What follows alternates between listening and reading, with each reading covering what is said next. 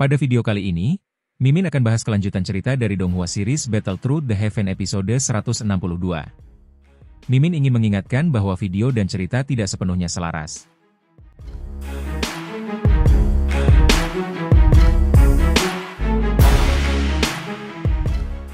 Setelah pameran berakhir, Yao Lao memimpin Xiao Yan dan kelompoknya menuju sebuah gunung curam di tepi gurun. Tempat itu dipilih sebagai lokasi penyergapan, dengan harapan bisa menghadang 3 musuh lama mereka yang terkenal kejam dan penuh dendam. Angin gurun berdesir membawa suasana mencekam, seakan menjadi pertanda bahwa pertempuran besar akan segera pecah. Misi mereka bukan hanya melindungi peta, tapi juga menyelesaikan permusuhan lama yang sudah lama membara. Di puncak gunung tandus itu, Yao Lao tiba-tiba merasakan aura gelap yang bergerak cepat mendekat. 3 iblis tua, setan kalajengking hantu, melaju seperti bayangan hitam membelah udara. Begitu dekat, kekuatan dingin dan menakutkan mereka langsung memenuhi langit. Ketegangan lama akhirnya pecah menjadi pertempuran.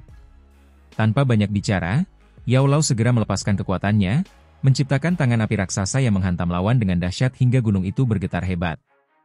Pertarungan pun berlangsung sengit. 2 musuh menghadapi Yao Lao, sementara satu lainnya, Ren Hizi, dengan licik menyerang Cai Lin dan Xiao Yi.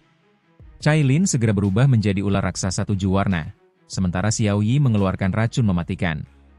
Udara dipenuhi petir berwarna-warni bercampur racun tajam, memaksa Ren Hizi mundur sejenak.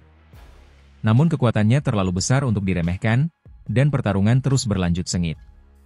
Di tengah kekacauan itu, Xiao Yan bangkit dan meningkatkan kekuatannya. Energi panas menyembur dari bumi, sementara sebuah totem muncul di dahinya. Ia sadar lawan yang dihadapi tidak bisa ditundukkan dengan kekuatan biasa, sehingga ia memutuskan untuk menggunakan kartu truf yang selama ini ia simpan. Saat aura menggetarkan udara mulai menyelimuti medan pertempuran, semua mata tertuju padanya. 5 kelompok api berputar di sekitar tubuh Xiao Yan, 4 api surgawi sejati dan 1 api surgawi palsu. Pancaran kekuatan itu membuat udara bergetar hebat dan berhasil menghentikan langkah Ren Hizi yang sempat mendominasi. Pertarungan yang awalnya dikuasai oleh 3 setan kalajengking hantu kini mulai berbalik arah. Ren Hizi melancarkan serangan mematikan dengan merobek ruang, menciptakan retakan hitam yang melesat bagaikan ular berbisa. Namun, serangan itu berhasil dipatahkan oleh petir berwarna-warni dari langit, yang berasal dari Cai Lin, piton 7 warna penelan surga. Keadaan semakin kacau ketika Cai Lin dan Xiao Yixian ikut membantu Xiao Yan. Walau kekuatan mereka masih di bawah Ren Hizi, pertempuran sengit terjadi. Serangan demi serangan saling bertukar dengan kecepatan tinggi, menghancurkan ruang di sekitar mereka dan membuat langit bergetar hebat. Kedua wanita itu terluka cukup parah, tetapi tetap bertahan, menyerang tanpa henti demi memberi waktu bagi Xiao Yan menyelesaikan persiapannya.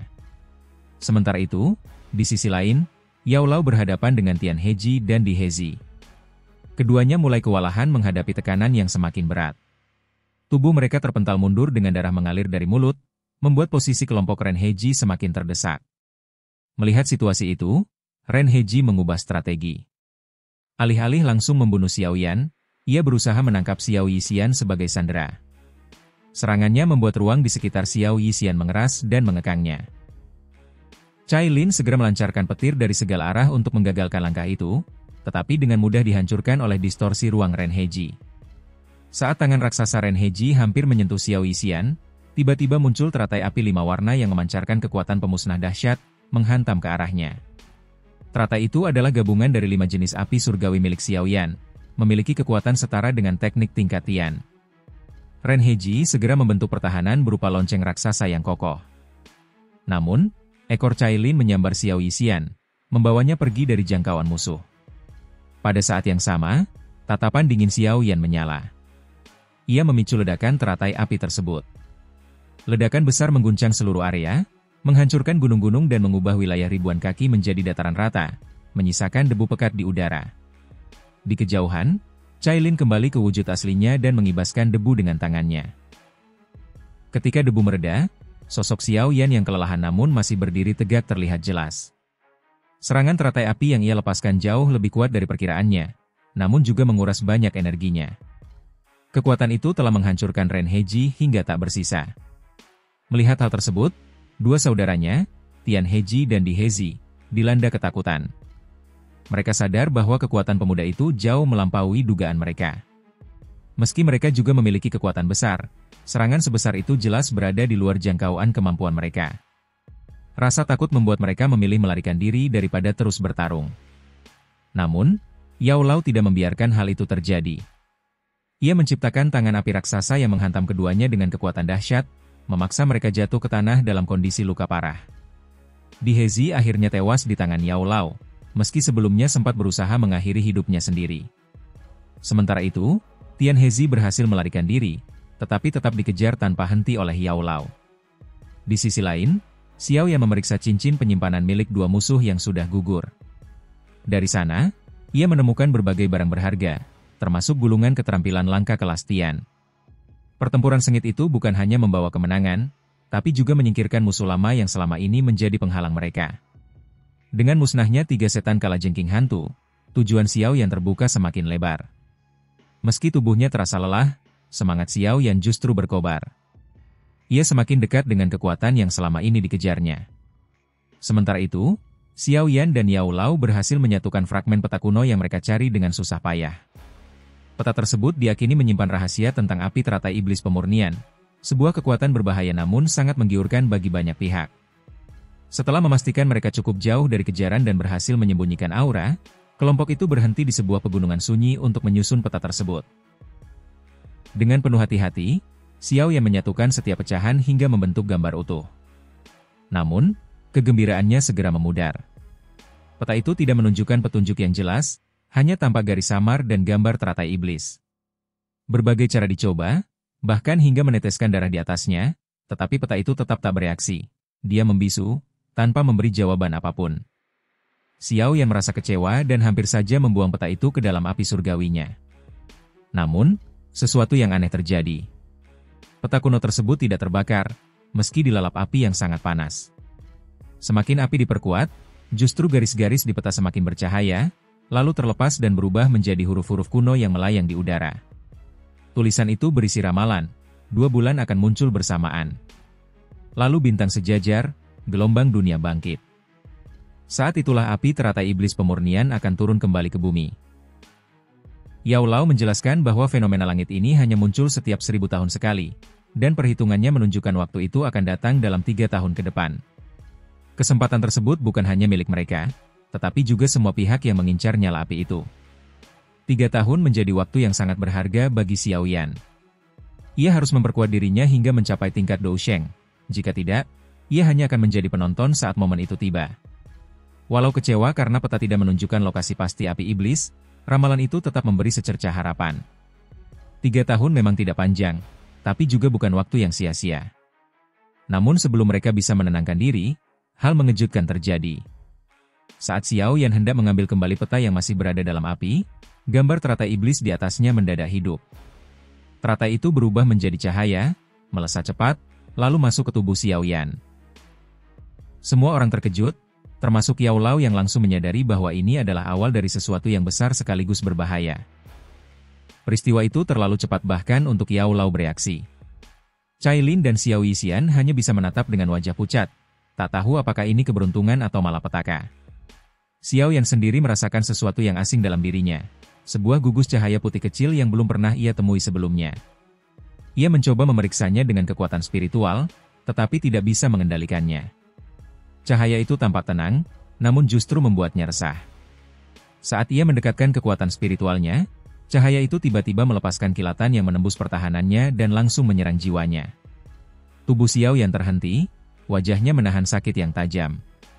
Yao Lao berusaha membantu, tetapi sebelum sempat bertindak, Xiao Yan sudah membuka mata kembali dan berkata bahwa ia tidak bisa mengusir benda itu. Cahaya tersebut tetap diam, hanya bersemayam di dalam pikirannya. Setelah menenangkan diri, Xiao Yan menyebutkan bahwa cahaya itu membawa sebuah informasi tentang pemurnian teratai iblis. Yao Ye teringat pada sebuah legenda kuno, tentang seorang ahli dari 10.000 tahun lalu, pemilik asli api teratai pemurnian iblis. Ia dikenal sebagai salah satu yang terkuat di masanya, hampir mencapai tingkat Dewa Dou. Besar kemungkinan peta kuno ini adalah peninggalan dari sosok tersebut. Meski berbahaya, Yao Lao meyakinkan bahwa tokoh kuno itu dikenal berhati lurus, bukan orang licik. Karena itu, kemungkinan besar cahaya tersebut tidak membahayakan Xiao Yan secara langsung. Namun tetap saja, ketidakpastian menghantui mereka. Xiao Yan hanya bisa berharap cahaya itu membawa keuntungan, bukan petaka. Ia tidak merasakan ancaman nyata darinya, sehingga memilih untuk terus mengamati sambil melanjutkan rencananya. Dari percakapan itu terungkap bahwa tujuan mereka tetap sama. Xiao Yan harus mencapai tingkat Dousheng dalam 3 tahun sebelum kemunculan api teratai pemurnian iblis yang sangat kuat. Tanpa kekuatan itu, ia hanya akan menjadi budak api, takluk oleh kekuatan surgawi yang mendominasi. Kesempatan untuk mencapainya memang sangat kecil. Namun, Yao Lao mengingatkan bahwa satu-satunya jalan adalah mendapatkan hati bodhisattva dari pohon kuno bodhisattva yang berada di tanah air kuno. Tempat itu terkenal berbahaya dan sulit dijangkau. Dengan tekad yang semakin bulat, Xiao Yan menerima kenyataan tersebut. Perjalanan berikutnya akan membawanya ke wilayah terlarang yang penuh bahaya, sekaligus persaingan dari berbagai pihak yang juga mengincar pohon kuno itu. Mereka pun memutuskan kembali ke Paviliun Bintang Jatuh untuk menyusun rencana. Masa depan Xiao Yan kini sepenuhnya bergantung pada keberhasilannya mendapatkan hati bodhisattva, dan hanya 3 tahun waktu yang dimilikinya untuk bersiap menghadapi api terkuat yang pernah ada. Setelah membuat keputusan penting, kelompok Xiao Yan segera kembali ke Paviliun Bintang Jatuh. Mereka beristirahat selama 2 hari, sementara kabar tentang kemunculan pohon kuno bodhisattva menyebar cepat ke seluruh dataran tengah. Berita itu mengguncang banyak pihak, termasuk para ahli tua yang telah lama mengasingkan diri. Pohon kuno tersebut memiliki daya tarik luar biasa, membuat banyak orang rela mempertaruhkan nyawa demi kesempatan memperkuat diri. Selama masa istirahat, Xiao Yan tidak terburu-buru pergi. Ia memilih melakukan retret pribadi untuk mempersiapkan diri menghadapi perebutan hati bodhisattva, kunci percepatannya menuju tingkat Dousheng dalam 3 tahun ke depan. Namun, persaingan menuju pohon kuno itu tidaklah mudah. Banyak faksi besar dan individu kuat yang juga mengincarnya, termasuk para ahli tingkat tinggi. Untuk meningkatkan peluangnya, Xiao Yan memutuskan melatih keterampilan baru yang ia peroleh, yaitu badan kaca King Kong, sebuah teknik dari kelas Tian. Teknik ini memperkuat tubuh dengan energi Dou hingga sekeras logam, memberi kekuatan yang mendominasi. Meski tubuhnya telah ditempa dengan berbagai harta langka, latihan ini tetap menuntut daya tahan luar biasa. Pada latihan pertama, tubuh Xiao Yan membengkak 2 kali lipat, tulang-tulangnya berderak, dan darah segar berulang kali ia muntahkan. Rasa sakit dari pembengkakan itu nyaris merobek kulit, mematahkan otot, bahkan menghancurkan tulangnya. Namun ia tidak mundur, karena ia tahu kekuatan besar selalu menuntut pengorbanan. Sedikit demi sedikit, tubuhnya mulai beradaptasi, meski rasa perih tidak kunjung hilang. Waktu berjalan setengah bulan sementara Xiao Yan mengasingkan diri dalam latihan berat. Sementara itu, dataran tengah semakin kacau. Faksi-faksi besar mulai mengirimkan orang-orang mereka ke sekitar gurun kuno. Pasukan utama masih menunggu, namun semua menanti tanda kemunculan pohon kuno bodhisattva yang akan mengubah segalanya. Akhirnya tanda itu muncul pada pagi hari ke-6 setelah masa penantian. Dari langit timur laut, aura terang menyapu, memperlihatkan bayangan sebuah pohon purba yang memancarkan kecerdasan luar biasa. Pohon kuno bodhisattva benar-benar menampakkan diri. Saat itu juga, seluruh dataran tengah meledak dalam keributan besar, menandai dimulainya perebutan yang akan mengguncang dunia. Di Paviliun Bintang Jatuh, ketenangan area latihan para sesepuh mendadak pecah akibat sebuah ledakan hebat yang menghancurkan salah satu kamar khusus. Dari reruntuhan itu muncul sosok raksasa berwarna kuning keemasan setinggi 70 kaki, memancarkan kekuatan menakutkan hingga membuat para sesepuh terpaksa mundur beberapa langkah. Aura dahsyatnya terasa mampu menghancurkan mereka hanya dengan satu pukulan. Para sesepuh berpengalaman segera mengepung sosok itu dengan siaga, siap menyerang bila dianggap mengancam. Tidak lama kemudian, Yao Lao bersama Cai Lin dan Xiao Yixian tiba di lokasi. Mereka menenangkan para sesepuh dan menjelaskan bahwa raksasa tersebut adalah Xiao Yan, yang baru saja menyelesaikan latihan tubuh King Kong kaca. Setelah melepaskan transformasinya, Xiao Yan kembali ke wujud semula. Meski tubuhnya masih terasa sakit akibat proses tersebut, ia menyadari hasil latihannya baru mencapai 70 kaki. Belum sampai ke puncak yang diharapkan, namun pencapaian itu tetap dianggap luar biasa. Xiao Yan lalu memutuskan melanjutkan perjalanannya menuju wilayah tanah gurun kuno, tempat penuh bahaya sekaligus menyimpan banyak harta karun alam, termasuk pohon kuno bodhisattva yang menjadi incaran banyak pihak. Ia berangkat bersama Cai Lin, Xiao Yixian, King Lin, serta seorang tetua kuat, membentuk kelompok kecil dengan kekuatan yang cukup mumpuni. Sebelum berangkat, Yao Lao memberikan token giok spasial sebagai pengaman. Perjalanan menuju timur laut dataran tengah memakan waktu 6 hari, meskipun mereka menempuh jalur tercepat melalui beberapa lubang cacing. Selama perjalanan, mereka melihat banyak kelompok lain yang juga menuju ke arah yang sama, menunjukkan betapa besar daya tarik pohon kuno Bodhisattva. Wilayah itu dulunya dikenal sebagai tempat terlarang bagi manusia. Namun kini, berubah menjadi pusat perhatian banyak kekuatan besar. Sesampainya di kota Tanah Gersang, kota manusia terakhir sebelum memasuki wilayah kuno, suasana yang biasanya sepi berubah ramai. Xiao Yan memutuskan untuk mengumpulkan informasi terlebih dahulu sebelum melangkah lebih jauh. Dari penyelidikan, ia mengetahui bahwa banyak kelompok yang masuk ke wilayah itu telah tewas, bahkan beberapa di antaranya adalah ahli kelas Dozun. Sobat spoiler, itulah spoiler dari Donghua Battle Through the Heavens episode 162. Tentunya spoiler ini tidak akan sama persis dengan episode aslinya. Jadi, jika ada kesalahan dalam istilah maupun durasi, mohon dimaklumi. Jangan lupa dukung channel ini agar terus berkembang dengan cara like, share, dan subscribe supaya kalian tidak ketinggalan update terbaru. Terima kasih sudah menonton sampai akhir.